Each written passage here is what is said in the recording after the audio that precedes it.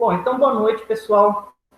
Hoje nós vamos dar continuidade aí às nossas aulas de filosofia, né? Em que cada semana a gente tem usado aí um filósofo como tema, mas sempre com o objetivo de poder passar a filosofia para vocês como uma ferramenta no conhecimento da psicologia, uma ferramenta no conhecimento do ser, e para que vocês possam fazer uso disso posteriormente na profissão de vocês.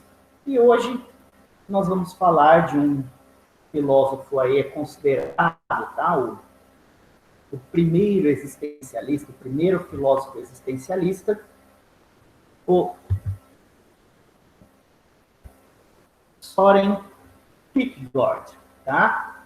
Soren Kierkegaard, ou Søren Kierkegaard. Não é uma pronúncia muito fácil, mas eu vou pronunciar aqui para vocês de forma simples, óbvio, tá? Como que escreve o nome dele? Aqui, já vou pôr para vocês.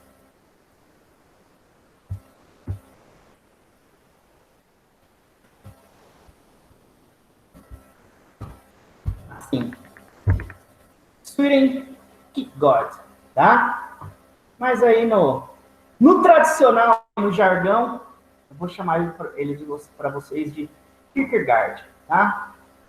E acho que facilita a nossa pronúncia também. O Kierkegaard é um filósofo dinamarquês do início do século XIX, tá? E ele é marcadamente um filósofo bastante crítico, tá? De todo o racionalismo do período que ele viveu. E aí vale lembrar que o início do século XIX, tá? É aquele primeiro momento do iluminismo,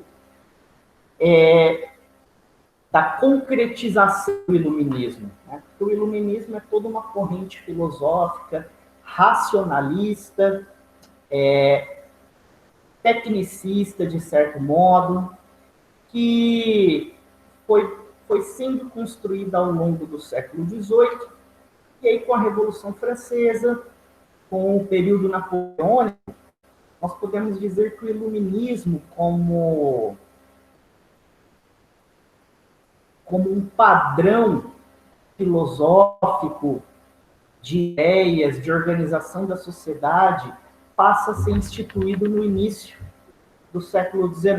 E o Kierkegaard, ele é um filósofo que, de certa forma, ele se opõe a alguns posicionamentos do iluminismo, mas quanto ao ser humano. E em medida que eu for transmitindo a aula para vocês, vocês vão notar todas essas características aí do Kierkegaard, tá? Para que a gente possa construir aí em conjunto essa ideia de ser humano do Kierkegaard, tá? E aí, como eu disse, ele era dinamarquês, tá? Não é muito comum a gente ter expoentes da filosofia na Dinamarca. E aí vale lembrar que a Dinamarca é um país, pelo menos naquele período, era oficialmente protestante, uma nação oficialmente protestante de característica luterana, tá? Muito influenciada pela religião luterana protestante.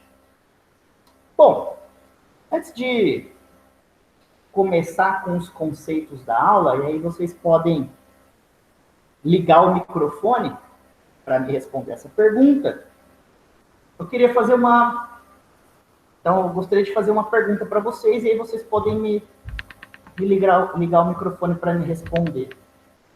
Vocês comprariam um relógio no qual o relojeiro precisasse ir todo dia na sua casa para ajustar o relógio?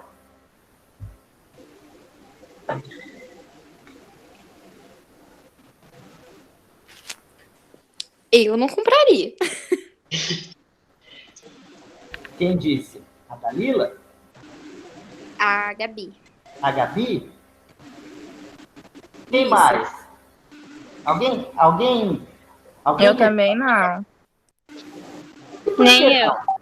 Eu também não. E por que não? Ué? Eu sou meio antissocial já. Eu ia querer socar a cara do cara no terceiro dia que ele fosse lá em casa. Mas tirando isso, será que isso não ia dizer um pouco sobre a qualidade do relógio? Que ele é bem ruim, né? A Vitória que perguntou se ele tem alguma coisa a ver com a fenomenologia. Tem sim. Mas ele é um pouco crítico da fenomenologia, na verdade, tá? Bom, e aí as meninas disseram, quer dizer que ele é um filósofo muito ruim. Perdão, que ele é um relógio muito ruim. Então, qual que é a ideia do relógio? É que ele tem um funcionamento perfeito, não é? Ele é um mecanismo. Ele mostra as horas, Ele com é um precisão. Preciso ter uma atividade mecânica. Quando você instala aquele relógio, ele tem que funcionar. Aquele relógio que você dá corda ou qualquer coisa do sentido, ele tem que funcionar. Bom, então eu vou fazer uma outra pergunta. Você acreditaria em um Deus que precisasse fazer interferência todo dia na sua vida?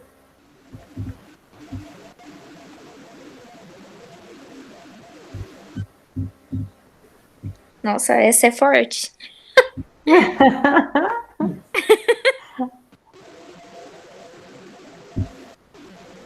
Vamos pensar, um relógio perfeito não precisa ser ajustado todo dia, não é verdade?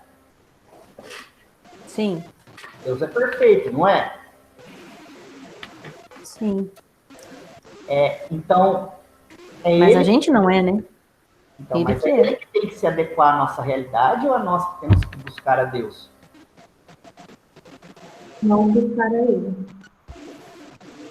Nós buscarmos Deus, né? Uhum. Bom, é uma pergunta chocante, mas assim, tá.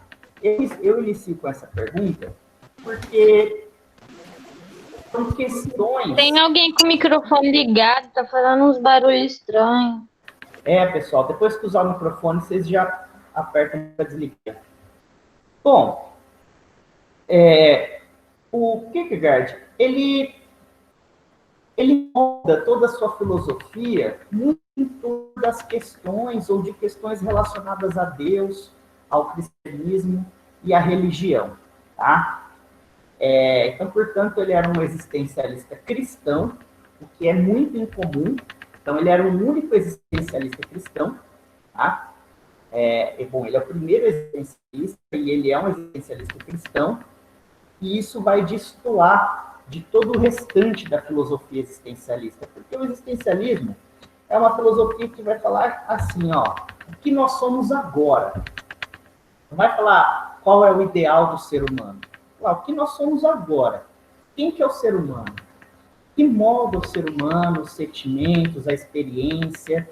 Tá? Então, o existencialismo é uma corrente filosófica que vai dar um braço muito forte para o início da psicologia, da psicanálise. Tá? Então, a grande intenção aí é desvendar o ser no agora. E a maioria dos existencialistas, eles não se ligam ou muitas vezes negam a ideia de Deus. Porque justamente esse princípio, essa ideia de Deus, molda muito da constituição da psique dos sujeitos. Então, isso pode ludibriar o que é o sujeito de fato. Mas o Kierkegaard, ele é um existencialista cristão, mas ele é também o mais crítico, tá? Do cristianismo, da religião, e, enfim, e muitas vezes até da própria ideia de fé, não é? Né? Ele tem uma ideia muito específica de fé. Bom, eu disse para vocês que a filosofia naquele momento, ela estava aí basicamente muito encantada com o racionalismo, com a ciência, com o progresso material da humanidade e também com o progresso político, as mudanças e transformações políticas. Então, era muito comum, por influência do iluminismo, se pensasse o seguinte, que a humanidade vai caminhar, vai se desenvolver passo a passo e uma hora vai chegar lá. Seja lá onde for esse lá. Mas uma hora a humanidade ia chegar num ideal do que o Hegel diria que é o espírito absoluto. Vamos dizer que a ideia de espírito absoluto é a razão perfeita, a sociedade perfeita, uma espécie de mundo perfeito. Tá? Isso colocando bem em linhas gerais para vocês. Kierkegaard ele vai falar, não, isso não existe. Tá? Porque esse espírito absoluto, essa perfeição só cabe a Deus. E Deus é um ser infinito. E nós somos seres finitos. Nós somos basicamente uma contradição de Deus. Deus ele não tem tempo, ele não tem espaço. Nós temos tempo, temos espaço, somos finitos. A vontade de Deus é incompreensível. Quem é Deus ou racionalizar Deus é impossível. Tá?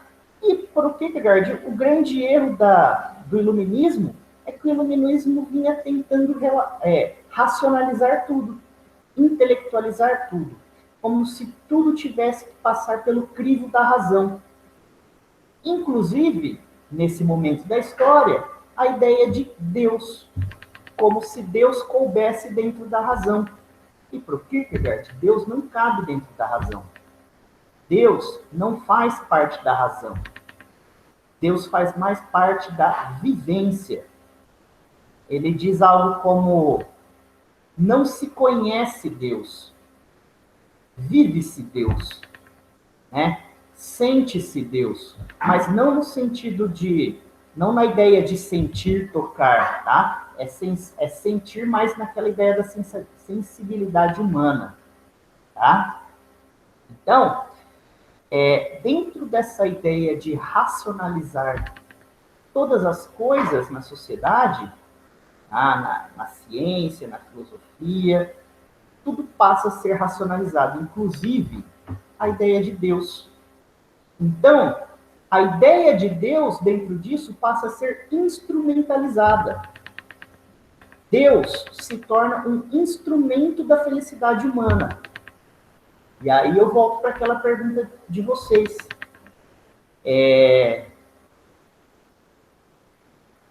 O homem que deve buscar a Deus ou Deus que deve atender às necessidades do homem? E aí, como vocês disseram, o homem que deve buscar a Deus e não o contrário.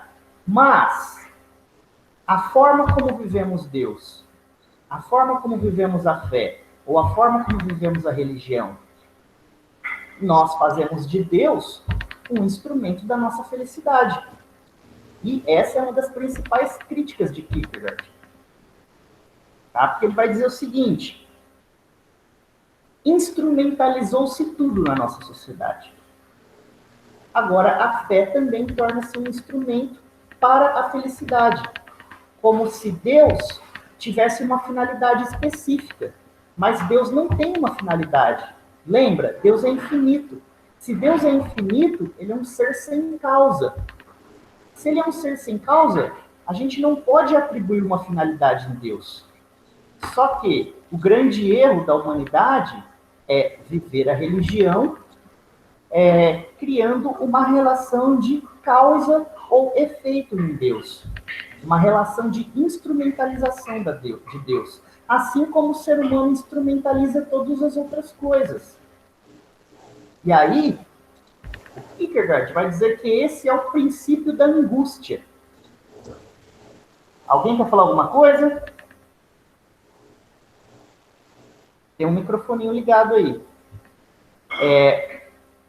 Bom, então, Kierkegaard vai dizer o seguinte, que toda a vivência e toda a existência humana é pautada pela angústia.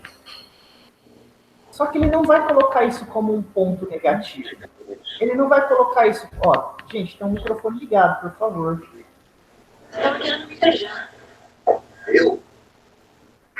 É o da Soninha. Soninha. Eu vou olhar aqui. Pronto. Verdade, era o meu, perdão. Tá, pô, ajeitei aqui. Bom, ó, ligou de novo. Ô, Virgílio, Oi. pode voltar a parte do princípio da angústia? Volto. O Kierkegaard, ele vai falar que o princípio da angústia, tá? É quando a gente se dá conta que nós somos seres finitos, é a nossa carência diante do infinito, tá? Nós sabemos que somos seres finitos, que nós nascemos, morremos, que a nossa razão é limitada, que nós não podemos todas as coisas, tá? Então, a nossa existência, ela é permeada pela consciência disso, tá? Que é diferente, por exemplo, de Deus. Para o Kierkegaard, o único ser que é o oposto disso, quer dizer que é infinito, que é pleno, que é absoluto, que é único, que é universal, que não precisa de uma causa para se realizar, ele é a causa primeira de todas as coisas, é Deus. Então, nós somos uma espécie de paradoxo de Deus, né? Uma contradição de Deus. Aí isso gera uma angústia. Por quê? O que nós temos de noção de limite, de finitude, somos nós mesmos. E a nossa ideia de infinitude, basicamente, é Deus. Né? E aí Deus representa todas as outras coisas que são infinitas, universais e absolutas. Então é aí que é o início da angústia. Só que toda a nossa existência é permeada por essa angústia. Nós vivemos angustiados porque nós, em alguma parte da nossa cabeça lá dentro, em alguma parte da nossa consciência, nós sabemos os nossos limites. Que um dia a gente vai morrer, que a gente não vai poder todas as coisas, que a gente não vai poder conquistar todas as coisas, que a gente não sabe todas as coisas. Consegue entender? Esse é o início da angústia.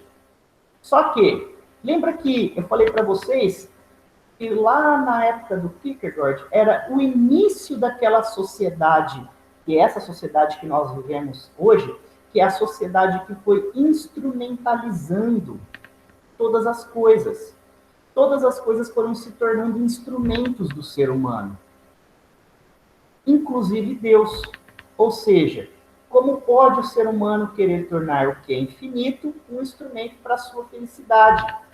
Como uma forma de enganar a sua angústia. E não se ter de frente com a sua angústia. Porque o Kierkegaard vai falar assim, o que existe de mais positivo na nossa experiência humana é a singularidade da nossa experiência. Quer dizer, eu, Virgílio, sei dos meus limites e sei da minha finitude. Eu sei que eu não sou infinito, eu sei que eu não sou onisciente, eu sei que eu não sou onipotente. E eu não consigo entender os propósitos reais da minha existência. Isso me joga para um absurdo. Esse absurdo é a angústia. Só que, ao mesmo tempo que a angústia tem essa característica negativa, é a angústia também que tem uma característica positiva. Porque é a angústia que me movimenta. É essa angústia que faz eu buscar o sentido da minha existência. Então, por exemplo, a angústia, ela não é igual ao medo. O medo, você tem, sei lá, medo de leão, medo de escuro, medo de fantasma. Não é igual, sei lá, qualquer outro sentimento negativo. Inveja, você tem inveja que o fulano tem um carro e você não. A angústia é diferente, porque a angústia você não consegue atribuir ela a nada. A angústia é só sua. Não existe. Você não fala, eu estou angustiado por causa de alguma coisa. Não. A angústia é um sentimento que não tem um dono, não tem um porquê. E aí o que Kierkegaard vai dizer? Que essa angústia é a nossa consciência da nossa finitude. É a consciência de que somos humanos. É a consciência de que não podemos tudo. É a consciência de que somos fracos. É a consciência de que somos limitados. É a consciência de que vamos morrer. Consegue entender? Oi. Giro. Oi. Então, assim, tendo consciência dessa finitude, ou talvez nem tendo tanta consciência assim, o que essa instrumentalização de Deus, no caso, é que, de certa forma, para ter através dele aquilo que a gente não tem, que é o infinito. Isso. Você não... Exatamente. Você não se entrega a Deus.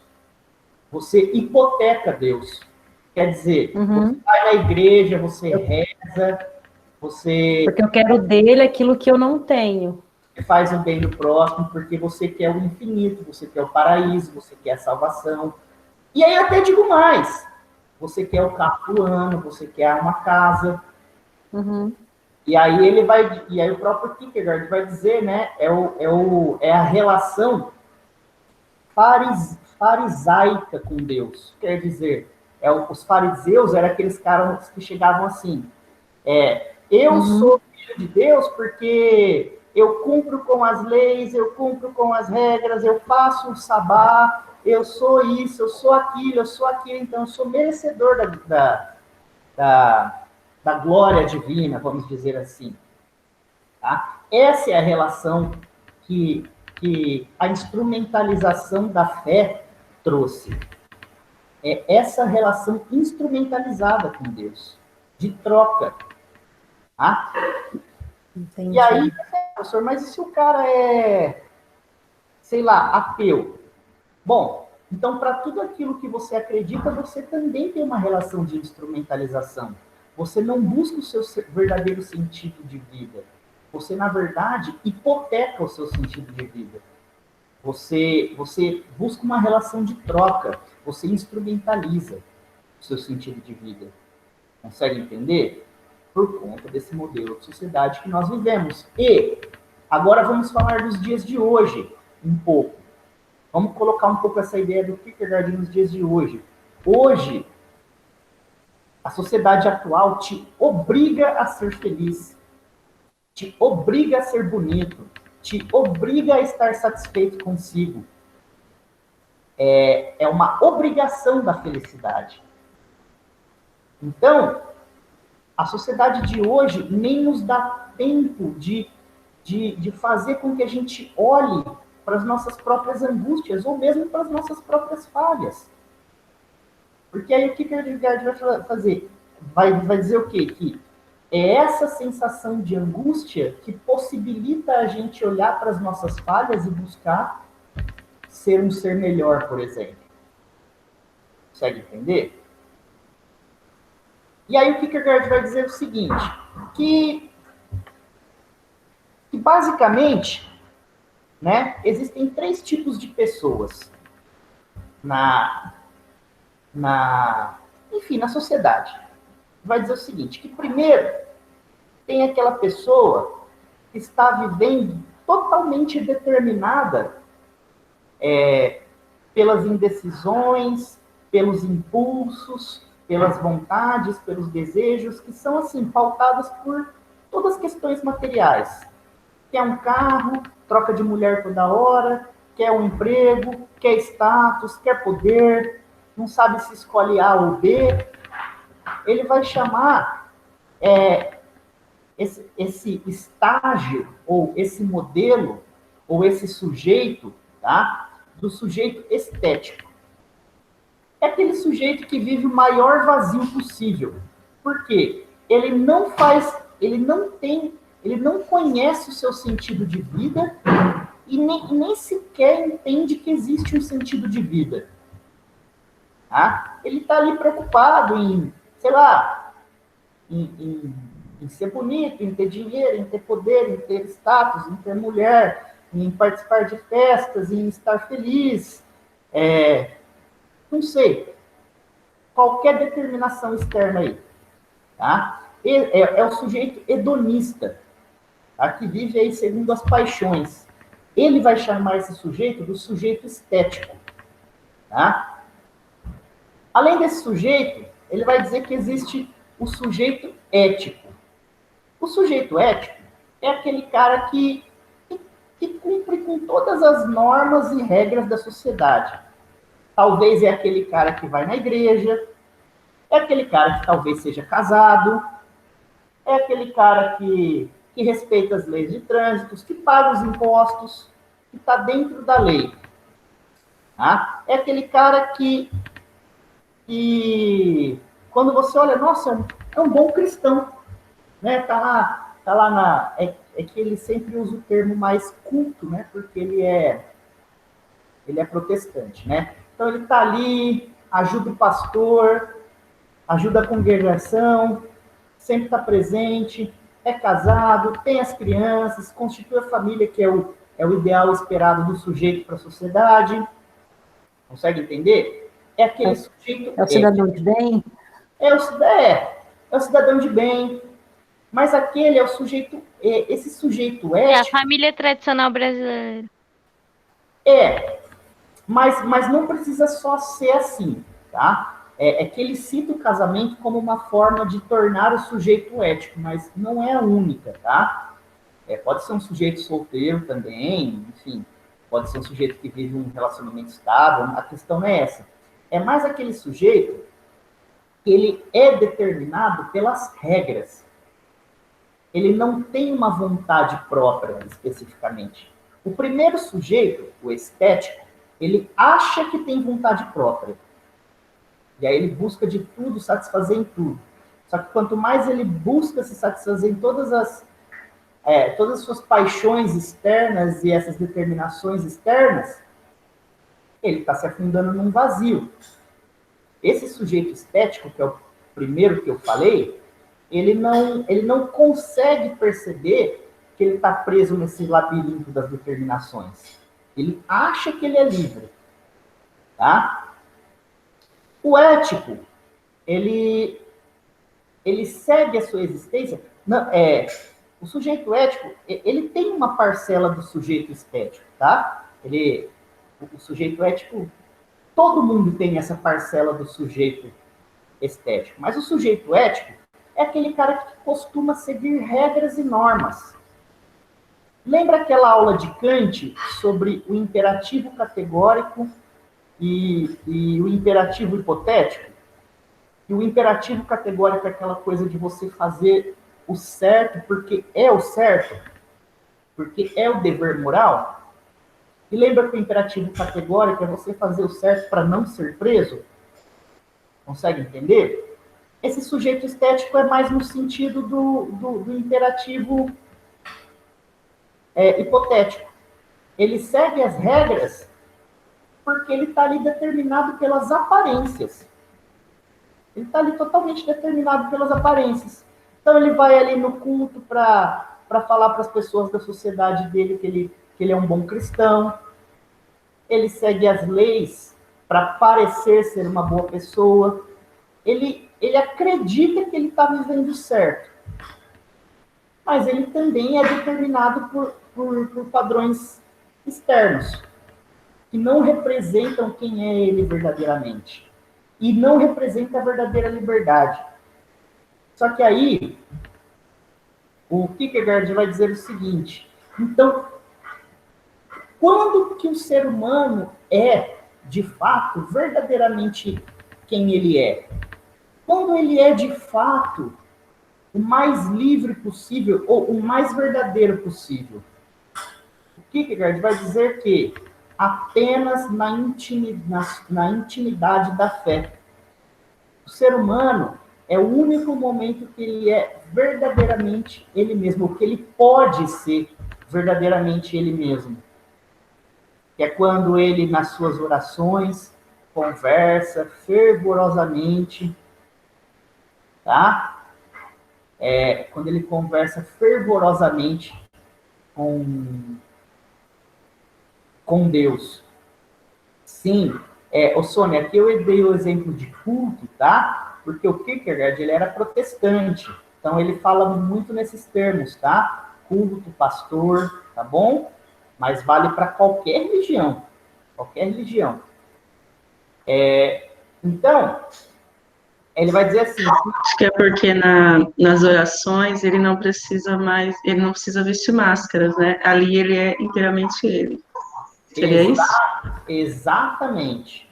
Esse termo das máscaras é perfeito, tá? Eu acho até que ele escreve esse termo das máscaras aí. Não existe máscaras com Deus. É quando o ser humano, é quando o espírito está totalmente nu. Não tem consciência, não tem razão, tá? Não tem aparência, não tem vontade nem desejo. É a essência humana mais pura. Só pode ser diante de Deus. Entendeu?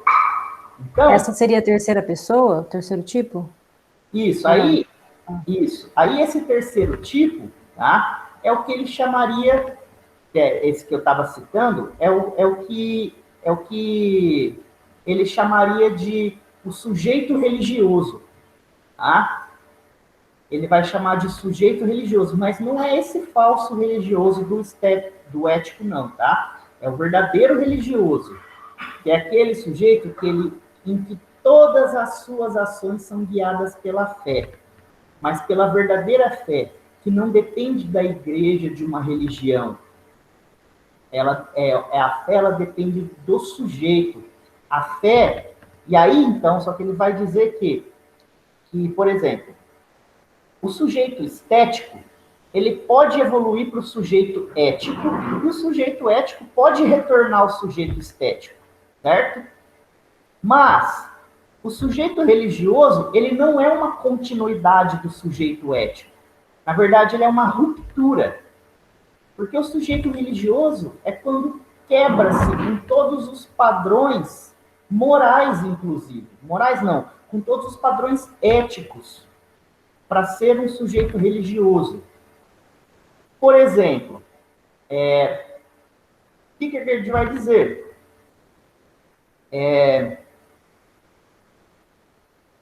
Que o primeiro, o único e o último cristão foi Jesus. Consegue entender? Por quê?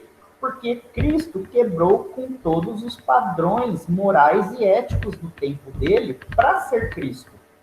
Então ele não estava se importando em seguir as regras romanas, ele não estava se importando em seguir a regra dos fariseus, ele não estava se importando basicamente com o que pensavam dele. Ele estava ali para ser Cristo. E ponto final.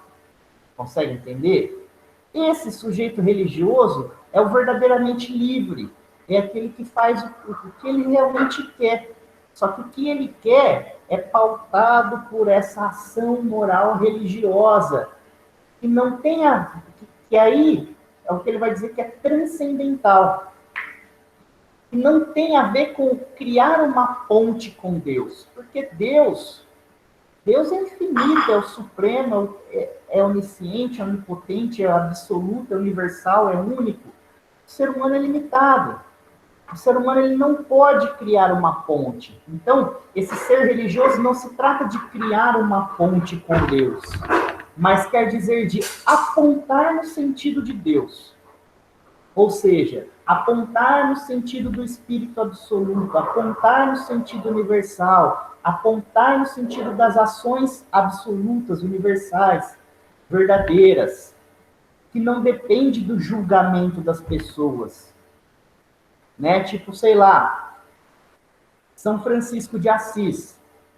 São Francisco de Assis, quem aqui é católico, e aí qualquer pessoa é mais católica que eu, porque eu não sou muito católico, sou um pouco só. Eu conheço um pouquinho de catolicismo, mas o que eu quero dizer o São Francisco de Assis, ele era um sujeito boêmio, era um sujeito rico, tá? Que vai chegar num momento da vida dele que ele vai perceber que ele está vivendo ali dentro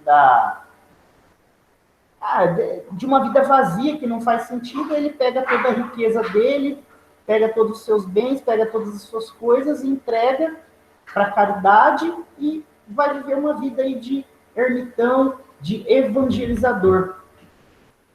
Então, há uma ruptura. São Francisco de Assis, Jesus, eles rompem com a moral. Eles não querem saber de status, de poder, das regras. Eles querem saber de seguir o apontamento do significado que eles encontraram para a existência deles. Então, eles encontram esse significado e vão viver verdadeiramente aquele significado para o qual eles apontam. É isso que o Kierkegaard vai dizer que é o salto para a fé. Então, não existe uma ponte para o divino, para o correto. O ser humano nunca pode atingir esse ideal de perfeição. Consegue entender? Mas ele pode saltar para isso, ele pode apontar para isso. É quando o que vai guiar as ações do sujeito é a fé. E não muito a lógica, a razão, e muito mais a fé. Professora, eu queria tirar uma dúvida, não sei se eu estou entendendo. Peraí, a Bruna aqui falou o seguinte, deixa eu só responder, eu já respondo você. Esse ser religioso não tem nada a ver com a religiosidade que conhecemos atualmente. Sim. Essa religiosidade que nós conhecemos atualmente é o que eu estava dizendo.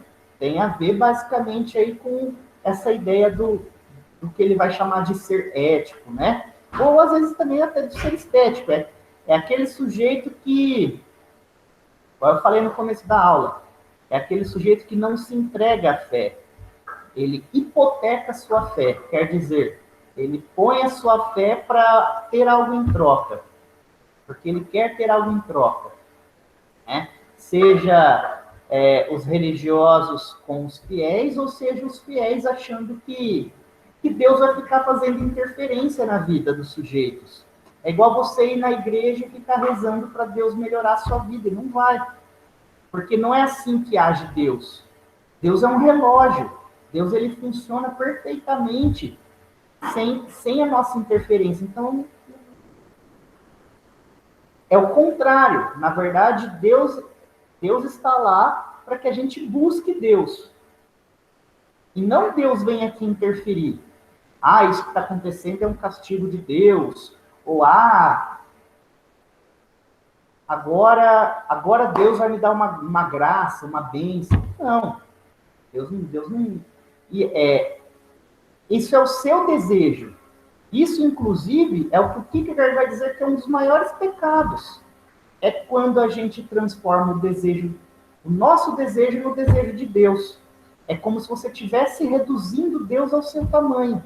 Deus, que é onisciente, onipotente, você reduz Deus ao seu tamanho. Você quer tanto entrar lá você quer tanto passar de ano na prova do professor Virgílio. Aí você fala, nossa, Deus vai me conceder essa bênção, Deus vai me conceder essa graça. Imagina só, você diminuir Deus desse tamanho. Tá? Isso não faz parte da vontade de Deus, essa é a sua vontade. Para o Kierkegaard, esse é o maior pecado que existe. É quando nós diminuímos Deus a nossa vontade, ele não é um instrumento. Nós é que temos que buscá-lo. Alguém me perguntar alguma coisa?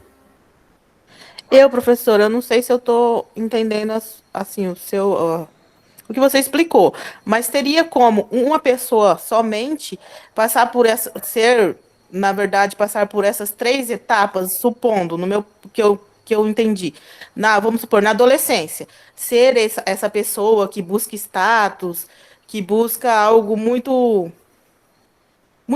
fútil, entre aspas, e depois, na fase adulta, você mais amadurecido, conseguir politicamente correto, um adulto politicamente correto, e depois, mais na velhice, você conseguir chegar mais a vamos supor, evoluir mais para esse fim, conseguir essa ligação, entre aspas, com Deus? Sim, é por aí. Quem foi que falou comigo agora? Quem foi que falou comigo? A Vanessa. Oi, Vanessa.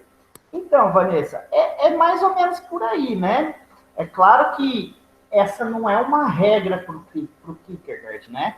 Mas essa é a tendência. Quando você é jovem, você está mais ligado a essa existência estética. Ou o que ele vai chamar do estádio. Estádio é igual estágio, mais ou menos. Que é essa existência ética moldada aí pela fama, poder, status, beleza, juventude. E aí, às vezes você vai lá, você tem um compromisso sério com alguém, ou você casa, ou você tem um filho, ou você arruma um bom emprego, ou você encontra aí um objetivo na vida, né? Quer comprar uma casa, quer arrumar um emprego bom. E aí você dá uma estabilizada e passa a viver aí nesses moldes do sujeito ético. E aí pode ser, tá? Lá na sua velhice você se torna esse ser religioso, mas não é uma regra, tá? Ou pode ser que o sujeito ele já nasce e na adolescência ele já encontra essa vocação para ser aí o ser religioso. Tipo, Jesus encontrou essa vocação muito cedo, né? São Francisco de Assis relativamente cedo. Então, às vezes, não é uma regra, mas é por aí. Só que, assim, esse ser religioso do Kierkegaard é um ser muito raro. Tá? É meio que assim, meio que você pensar, quem que é o único ser livre que existe? O Kierkegaard vai dizer, o verdadeiro ser livre é o ser religioso. Porque ele encontrou o verdadeiro sentido da sua existência e está vivendo segundo esse sentido da sua existência e não importa mais o resto. Tanto que ele vai utilizar aí o exemplo de fé do Abraão. Tá? Antes de falar do Abraão, vou responder a Bruna. Bruna perguntou, tem uma pergunta que diferencia o ético do religioso. É uma pergunta, ou Bruna?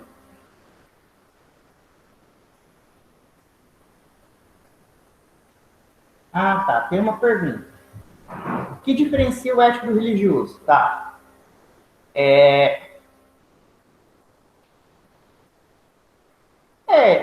Essa pode ser uma diferenciação.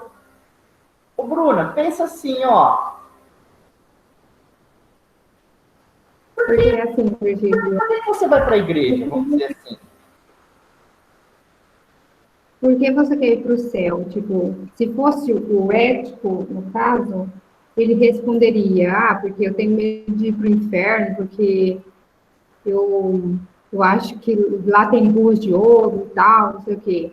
Isso. Aí, se for o religioso, ele vai porque ele quer estar próximo de Deus, porque lá tem Deus. Ó, Bruno, Seria isso? eu nem diria que é porque ele quer estar perto de Deus. Pro ser religioso, ele só quer cumprir o sentido de sua vida, o seu sentido de existência. Consegue entender? O seu sentido de existência, imagina lá que é buscar a Deus. Ele não tem certeza se ele vai encontrar Deus, ele não sabe se ele vai encontrar Deus, ele não está pensando se ele vai encontrar Deus. O que ele quer é seguir esse caminho. Tá? Então, é um nível muito transcendente, muito elevado esse ser religioso. E aí o restante das pessoas estão entre o estético e o ético. E às vezes variando, tá? Inclusive, de um para o outro. Às vezes variando, né? Às vezes aqui, no momento da vida, eu estou mais no ser estético. Estou lá, estou na putaria, quero ser um cara bonitão, status, poder, fama, dinheiro. Aí, de repente, eu, quero comprar uma casa, arrumo uma mulher, vou lá vivendo direitinho. Mas eu me separo e caio de novo no ser estético. Fico aí, ó. Isso parece muito a nossa sociedade atual. Tá? Só que nenhum desses dois, não existe um que é melhor que o outro. Os dois são ruins. Porque o primeiro acha que é livre e nem faz ideia do que é liberdade, porque vive no vazio, que é o ser estético. E o segundo, ele acha que é correto e se sente no direito de julgar os outros. Consegue entender? Então, os dois são igualmente ruins, tá? Na visão do Kierkegaard. E ele vai dizer até que o segundo é o pior, porque o segundo é o que quer ditar as regras de como se adora a Deus. Quer dizer, o Kierkegaard ele se sentiu um sujeito com muita fé, certo? Só que os protestantes lá da época dele não aceitavam ele porque ele não gostava, ele criticava os pastores, ele criticava a igreja, ele criticava a doutrina. Só que ele dizia, a fé não depende disso. A fé não depende do que o homem faz.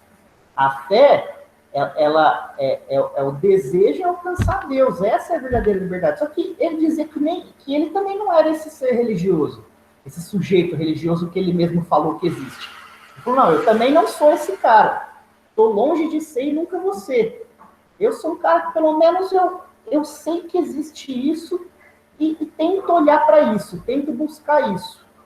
Consegue entender? Só que ele vai dizer que a maioria das pessoas, elas ou estão todas determinadas pelas aparências, ou estão todas determinadas pelas regras. Tá? Ou uma inversão de um para o outro. E aí, o Kierkegaard vai dizer que a nossa existência, o sujeito que ele está nesses dois padrões, ele vive uma vida de repetições. Quem aqui nunca falou, nossa, tá acontecendo isso de novo comigo, né? Nossa, de novo eu arrumei uma pessoa ruim na minha vida, de novo uma pessoa que entrou na minha vida fez isso, ou de novo eu confiei num sujeito, numa pessoa, emprestei um dinheiro e me ferrei, ou de novo eu fiz esse erro, de novo eu fui negligente com meu filho e com meu amigo, tá? Todos nós vivemos em repetições dessas dores. E aí o Kierkegaard vai dizer que isso aí não é uma maldição. Não é Deus te amaldiçoando. Tá? Ou não quer dizer que você é incapaz de ser melhor. Ele vai dizer que ele vai dizer assim, ó. Bom, e aí tem que lembrar que Kierkegaard é um existencialista cristão. Ele vai falar assim, essa é a misericórdia de Deus. A misericórdia de Deus, ela reside no fato dele te mostrar, fazer você cometer o mesmo erro sempre. Você só para de cometer esse erro quando você enxerga que você está cometendo esse erro. Aí quando você enxerga que você está cometendo esse erro, que você começa a tomar posse de si, a tomar posse de quem você é, a escolher ser você de fato. Entendeu? Aí esse é o processo que começa a te abrir para uma busca do divino. E aí ele vai falar que essa que nós vivemos esses padrões de repetições de dores e de erros, sabe aquela coisa, nossa, parece que eu estou sempre caindo no mesmo erro, eu estou sempre caindo na mesma dor. Ele vai dizer que isso é a misericórdia divina. Isso é quando Deus está falando para você, ó, fica atento nisso aí, se você está errando na mesma coisa, então o que será que você está fazendo que você está caindo sempre nesse mesmo erro? Então, só que a maioria das pessoas acham que é uma maldição. A maioria das pessoas acham assim, nossa, Deus não gosta de mim, Deus se afastou de mim, ou eu sou azarado, ou esse mundo é injusto, ou tem uma que eu acho engraçado também, que é, nossa, todo mundo tem inveja de mim, todo mundo quer me derrubar. Né? Só que, muitas vezes, é muito mais aquela questão de a gente cai nos mesmos erros porque nós caminhamos para esses erros sempre. Só que isso é a nossa verdadeira oportunidade divina, digamos assim, de melhorar. Então, cair sempre no mesmo erro não é algo que te põe para baixo. É algo que, paradoxalmente, é a possibilidade da possibilidade. É a possibilidade de poder ser melhor. Cair sempre no mesmo erro é muito mais fácil do que se a gente caísse sempre em erros diferentes. Consegue entender? Então a gente Virgílio. sempre cai no mesmo erro. Então é aí que a gente começa a enxergar que é possível, ou que a gente deveria enxergar que é possível ser melhor. Oi. É errando que se aprende. Sim, errando que Mas você... aí, Aqui que ele quer falar é caindo no mesmo erro que é mais fácil de enxergar. Oi, fala. mas aí esse mesmo erro seria para o sujeito ético e para o sujeito estético, né? Não para o sujeito religioso. Não, o sujeito religioso não. O sujeito religioso é o cara que já... Ele já Ele busca... está pleno já. Não vamos dizer pleno, mas ele já conseguiu olhar para onde ele quer caminhar, entendeu? Entendi. É Pode possível ser. que esse sujeito religioso nem saiba que ele é religioso, porque Sim. se ele souber que ele é, ele... Cresce Enfim, algo pode ter nele, né? vaidade, pode Vaidade. ter... Ele deixa de ser. Isso, exatamente. Porque isso, o sujeito religioso, ele só quer viver segundo o sentido que ele encontrou para a vida dele, para a existência dele. Então não está importando muito o resto. Se o resto começa a importar, ele já não está mais no religioso, ele está no ético. Consegue entender? Se ele ficar racionalizando, né? Ah, eu estou fazendo isso, não estou fazendo aquilo, estou sendo... Quer dizer, ele está trazendo para ele também, então não vai dar certo. Perfeito. Perfeito, Laís. E aí é contra isso que ele é também. É a racionalização. Ele vai dizer assim, os sentimentos são muito mais importantes do que a razão para conseguirmos entender quem somos. Ou para pelo menos tocar quem somos. Não é por meio da razão. Porque o ser humano, ele é um ser tão incompreensível quanto Deus. Deus é compreensível porque ele é universal. E o ser humano é incompreensível porque ele é singular demais. Pode ser que a gente tenha um monte de características parecidas, mas não existe ninguém igual a mim e não existe ninguém igual a você. Então, nada mais do que as suas próprias sensações e sentimentos para dizer sobre você. Não adianta racionalizar. É igual Deus. Deus é um ser muito universal, muito grandioso, que é impossível racionalizar. E nós também não dependemos da racionalização. Então, por isso, para atingir a Deus, é preciso atingir primeiro nós. É o singular que possibilita esse universal. Só que nenhum dos dois é possível pela razão. Só é possível pela experiência, pela sensação, pelo sentimento. Então, você vive você. E aí você passa a viver Deus. Mas é preciso, é um processo igual de aceitação, de reconhecimento. É igual aquela coisa da repetição do Seria erro. um autoconhecimento? É um autoconhecimento, só que não é um autoconhecimento. Mas não seria um autoconhecimento através da razão, entendi. Isso. É um autoconhecimento, só que não é pela razão. Não é assim, é por isso que eu já falei isso com vocês em outras aulas de filosofia que a gente teve. Em algum momento eu já falei, qual que é a pergunta mais difícil de ser respondido? Quem é você, né? Quem eu sou? Quem é você? Uhum. É difícil, porque a gente só vai dar resposta racionalizada, não é verdade? Eu sou Virgílio, professor, 1,60 m de altura, gordinho, barbudo, isso e aquilo. Consegue entender? Você só vai dar respostas racionalizadas. Quem você verdadeiramente é, você só pode... Padronizadas também, né? E padronizadas. Quem você verdadeiramente é, você só pode sentir o Kierkegaard. E o grande problema da filosofia do momento dele, e que agora, no nosso momento, está muito pior, é essa instrumentalização de tudo.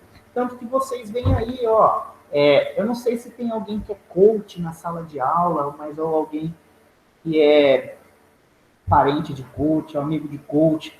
Não é uma crítica pessoal. O que eu estou querendo dizer é que muitas vezes o coach, quando não é bem treinado, ele cai naquela coisa de obrigar o sujeito a ser feliz. Não, você tem que ser feliz, você tem que atingir aquela meta, você tem que isso, tem que aquilo. Ou as academias, né? Você tem que atingir esse corpo, você tem que atingir esse status. Ou quando você vai para... Você está lá, você está na universidade. Não, você tem que ganhar pelo menos X de dinheiro. Consegue entender? Então, é a instrumentalização da nossa existência, sendo que a nossa existência ela não tem que servir para algo, ela tem que ser vivida. É a experiência que conta, né? Então, por isso que ele era contra, naquele momento, os filósofos idealistas, racionalistas, porque eles tentam instrumentalizar o conhecimento de Deus, tentam instrumentalizar todas as coisas, os nossos sentimentos, o mundo vai se tornando cada vez mais tecnológico, e aí a gente chega num mundo hoje que você tem que ser feliz, que você tem que ter sucesso, que você tem que ter as escolhas prontas.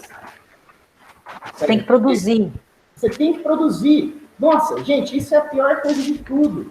O mundo está acabando, a gente está no pé de uma doença que está acabando o mundo. A gente está no pé de uma crise econômica, a gente está no pé de uma crise social, a gente está no pé de uma crise política.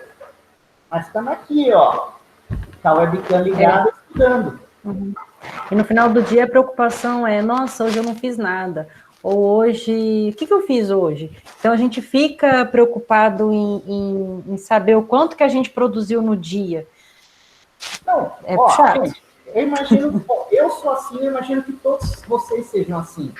Todos os dias eu ponho a cabeça no travesseiro e penso, não produzi o suficiente ou não produzi nada. E aí, aí até você abstrair aquilo e falar, não, pelo menos eu produzi o que dava também, foda-se o mundo, eu quero morrer logo. Não, tô brincando. Calma. Não, é brincadeira, mas mas se serve de ajuda, é bem assim mesmo. Sim, também sofro disso. A primeira coisa que a gente pensa é, nossa, não fiz isso, não fiz aquilo, não produzi, não entreguei, não... sabe? Então a gente está instrumentalizado também, cada vez mais. E aí onde fica a felicidade nisso? E onde fica a sua busca pessoal? Então eu trouxe Kierkegaard para vocês, porque primeiro eu gosto muito do Kierkegaard. Eu não posso dizer que eu sou uma pessoa religiosa, porque é isso, eu não fico indo em missa, culto, né, reunião, isso e aquilo. Só que eu sempre acreditei muito que a relação com Deus é uma coisa muito mais íntima do que dogmática. É claro que eu acredito na coisa da egrégora, de você se reunir, né, de você estar em energia com as pessoas ali, tudo isso ajuda, mas a religião ela é muito mais uma busca pessoal de quem é você. E não de quem você deve ser, mas de quem você é. É um encontro consigo mesmo. E a religião te possibilita isso. Né? Encontrar quem você é de verdade, tem algo de divino nisso. Porque é algo que te traz paz verdadeiramente. Porque quando você olha e fala assim, caramba, esse sou eu. Você passa a viver com mais tranquilidade. Né? Você vive menos o absurdo ou o desespero, né? Então E com aquilo que você realmente é, né? Assim, com angústia, com tristeza, com felicidade, com frustração, com decepção, aquilo que realmente é. Não algo porque assim, o que a gente vê muito em instituições, né? Assim, é essa determinação daquilo que você tem que ser. Então, quer dizer, você não se enxerga naquilo. É igual até a questão das outras aulas, né? Como ser como Jesus, se é um Jesus que pela religião a gente não consegue nem... Não tem como ser. Através da religião, é impossível. Então, dentro da igreja, dentro da instituição, às vezes você se enxerga como tendo que ser aquela pessoa que estão ali dizendo que você tem que ser. E aí você tem que ser ou perfeito, ou se encaixar dentro daqueles padrões. Você não pode ser você. E a gente sabe que o ser humano é muita coisa. Por isso que eu não vou na igreja. A gente sabe que o ser humano é muita coisa. A gente... acho que foi você também que disse em alguma... Ou eu li alguma coisa. O que é humano não me é estranho. Porque tudo que o outro pode fazer, eu também posso fazer, tanto bom quanto ruim.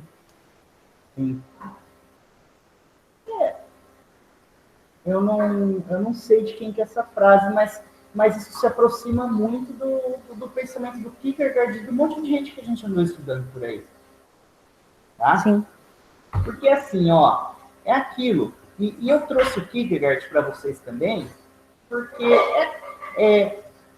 eu sei que a maioria de vocês são religiosos em algum ponto, tá? E é um pouco para desmitificar essa coisa que a filosofia, que a psicologia, que a ciência, ela tem que estar separada da religião ou ela anula a religião.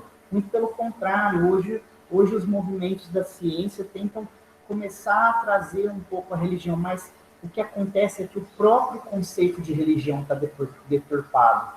É igual quando a gente vai falar de política. Você vai falar de política com um jovem, ele vai achar que política é aquilo que ele fica vendo na televisão.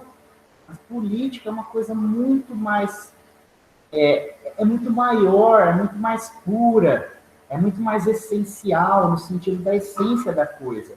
E religião é também. Só que a gente fica... religião é aquele monte de gente obrigando a gente a fazer um monte de coisa e quando a gente não faz é julgado. Então, existe uma dimensão de uma busca pessoal. Então, é interessante trazer o Kierkegaard. E vocês, como futuros psicólogos e psicólogas, também vão se deparar com pacientes em que talvez a religião seja o último sentido de existência daquela pessoa. Pode ser que a pessoa não está ali bem no casamento, no trabalho, na família, isso, aquilo, mas ainda busca um refúgio na religião. Então, olha só como a religião é importante para muitas pessoas na busca do sentido de existência. E o Kierkegaard, ele mostra a religião não como um instrumento para isso, mas a religião como o próprio sentido. Consegue entender? A religião é a própria busca em si. Então eu gosto do Kierkegaard por causa disso. Tá? Eu acho que a gente consegue trazer essa dimensão um pouco religiosa para a nossa existência. A gente pode falar um pouco sem medo de parecer anti-academicista, né? Falar tranquilamente de que não, tudo bem, tem Deus, ou eu tenho minha religião, eu tenho minha fé, isso que dá o meu sentido de existência. E o Kierkegaard é maravilhoso para isso, porque ele trabalha com sentimentos e não com a razão. E a religião, ela tem que significar sentimentos e não razão. Então, assim, isso pode ser uma ferramenta riquíssima para vocês, pessoalmente, para olharem para a própria vida, ou para a própria relação com a religião, ou para a própria relação com a existência de vocês mesmos, e depois com os seus próprios pacientes aí, né? Isso, viver uma religião consciente, né? O Juliano, eu entendi sua colocação e está correta, mas a gente pode até melhorar esse termo. É sentir a fé, só isso. Não é ter que provar a fé, não é hipotecar a fé, não é vender a fé, não é comprar a fé, não é instrumentalizar a fé, não é se apropriar. É apenas sentir a fé. Tá? É isso que ele vai chamar que é o salto na fé, é o salto em fé. Tá? Quer dizer, o ser humano ele consegue dar um salto na sua existência e consegue ter uma tranquilidade quando esse sentido de fé é vivenciado na forma mais pura. Tá? E isso vale até para o sujeito ateu, porque aí a fé a gente pode transpor, tá, para aquilo que ele ter fé é aquilo que é algo que você acredita, tá? Nem todos conseguem ser céticos ao ponto de não acreditar em algo. O ceticismo, tá? Tem uma frase que eu gosto, que na verdade eu que dei eu peguei uma frase de uma aperfeiçoada, que é aquilo, né? Dê bastante corda para um cético, e uma hora você vai perceber ele acreditando em alguma coisa. Quer dizer, tem coisa que realmente não tem como a gente provar. Se você não se pautar em crença em alguns momentos, você não vai ter onde pôr o pé. Se você duvidar de tudo, em alguma coisa você vai ter que acreditar. Então, esse salto em fé não precisa ser só no Deus, ou não precisa ser no Deus cristão, não precisa ser no Deus budista, no Deus hinduísta. Pode ser, às vezes, uma fé na humanidade também. Tá? Mas em alguma coisa alguém tem que acreditar, em alguma coisa as pessoas acreditam. Né? Então, é nesse sentido, é nessa ideia mesmo do sentimento. E aí até ia falar de como o Kierkegaard utiliza Abraão para isso, eu não sei nem se eu acabei falando. Não, não falou. Ele dá o exemplo do Abraão, né? Quando eu estava falando lá do homem religioso, que o homem religioso é uma ruptura, aí ele dá o exemplo de Abraão, porque Deus vai lá e manda Abraão matar o filho dele, né? O Isaac. E Abraão nem pestaneja, ele vai lá, sobe na montanha e já vai para matar. Quando ele vai para matar, o anjo segura a mão dele. Quer dizer, é o exemplo de que ele não estava ligado com um padrão ético nenhum. Se Deus mandou, ele vai lá e faz. Tá? Só que aqui é só para ele só está querendo exemplificar como Abraão colocou a fé no seu sentido de vida. Ele não está querendo dizer que a fé tem que ser cega, não é isso que ele quer dizer. Tá? Mas ele quer dizer que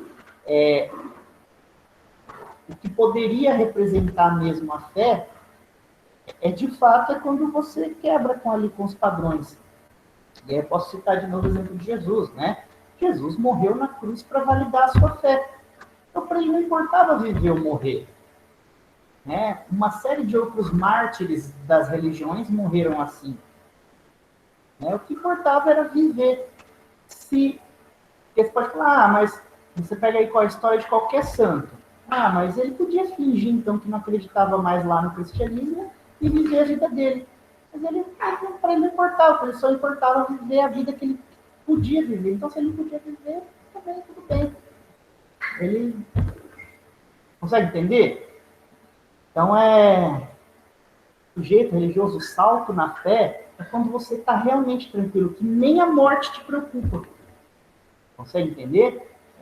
Esse estágio de tranquilidade com quem você é e com a sua convicção, que nem a morte te preocupa. Só que não é no sentido de ficar cego, viu, gente? Tipo aquelas pessoas que saem cegas, entregando todas as coisas pro pastor, pro padre, pro cara lá do espiritismo. Não é isso. É viver a sua convicção religiosa no sentido de que você encontrou a si mesmo. Você buscou a si e encontrou a si. Você aceitou a si e vive a si, tranquilamente. Tá? É isso, pessoal, sobre o Kierkegaard. Espero que tenha sido uma boa aula, uma boa ferramenta, pessoalmente e depois também posteriormente. Kierkegaard é um autor aí que eu tenho um carinho especial. Eu espero que vocês tenham gostado bastante também, porque toda vez que eu falo de Kierkegaard, que eu estudo Kierkegaard, eu fico até emocionado. Então, espero que vocês tenham gostado. É bem interessante, assim, bem bom. E nessa questão para a gente aplicar na psicologia, faz muito sentido, né? Sim. Porque é isso. Mas o engraçado é que, assim, né? Por exemplo, bom, acho que cai nesse sujeito, no sujeito estético mesmo, que ele nem tem consciência, né, do sentido da vida, porque, assim, sabendo que a gente é finito, muitas vezes a gente coloca a nossa felicidade em determinadas coisas que também são finitas, né, só que muitas vezes a gente não tem noção da finitude dessas coisas. E aí, na hora que a gente se dá conta, que é onde pode haver essa mudança do sujeito estético para outra coisa. Exato. E aí que às vezes cai nessa de você ficar incorrendo no mesmo erro, né? Você fica lá colocando o objeto da sua felicidade nas coisas finitas. Lembra aquela aula do Schopenhauer que a gente teve? Aquela aula de Schopenhauer exemplificava bastante isso, né? Em como nós tendemos a depositar a nossa felicidade em coisas que acabam, né? E aí isso é um pouco do que é o sujeito estético para o Kierkegaard, né? Só que aí e o sujeito ético, ele põe a felicidade dele em onde? Nessa ideia de que ele está seguindo regras, mas na verdade ele está... É isso, ele acha que ele está bem, que ele está tranquilo, né? Porque ele crê que ele está seguindo ali as regras, mas na verdade ele está naquele imperativo hipotético do Kant, né? Que é você fazendo o bem para não ser preso, né? Fazendo o bem para não ser julgado, não pelo dever moral. Isso também está tendo mais. E aí a parcela do sujeito estético que ele tem pode ser justamente não ter consciência dessa maneira que ele vive, desse sentido da vida? Sim, o Kierkegaard não fala nesses termos, mas tá perdido aqui. Estou para dizer que o sujeito o sujeito ético tem menos consciência do que o estético. Porque o estético, ele sabe o vazio que vive. O estético, ele vive um vazio atrás do outro, um absurdo atrás do outro. Por isso ele só tenta preencher esses vazios. Isso, ele só fica tentando se preencher, né? Ele fica colocando coisas dentro de uma bacia, e quanto mais ele coloca, mais fundo essa bacia fica. Essa é a metáfora, mais ou menos, até que o Kierkegaard descreve. O ético, o sujeito ético, ele está totalmente convicto de que ele é o correto. Tá certo. Tanto que é o sujeito ético que é o cara que julga o sujeito estético. Né? Que geralmente é o cara que dita as regras. Né? Ele não vive verdadeiramente bem também. Porque ele sente necessidade de estar ali regulando a vida dos outros porque ele acha que ele regulou a própria. Só que aí o cara verdadeiramente livre, ele não se importa em regular a vida do outro. Ele está só importando com a busca de si para si mesmo. Só que o sujeito ético, ele está totalmente convicto de que ele está certo, correto, de que ele é melhor. Entendeu? Na minha visão, esse é o cara mais nocivo.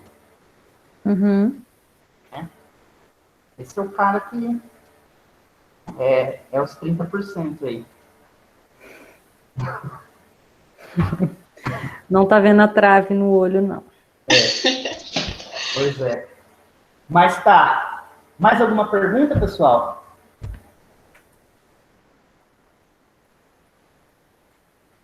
Não? Pra mim, tranquilo. Beleza. Bom, então é isso, pessoal. Eu vou...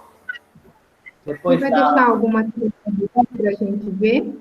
Vou deixar vídeo, texto, essa aula aqui também, tá? Gravadinha. Beleza. Beleza?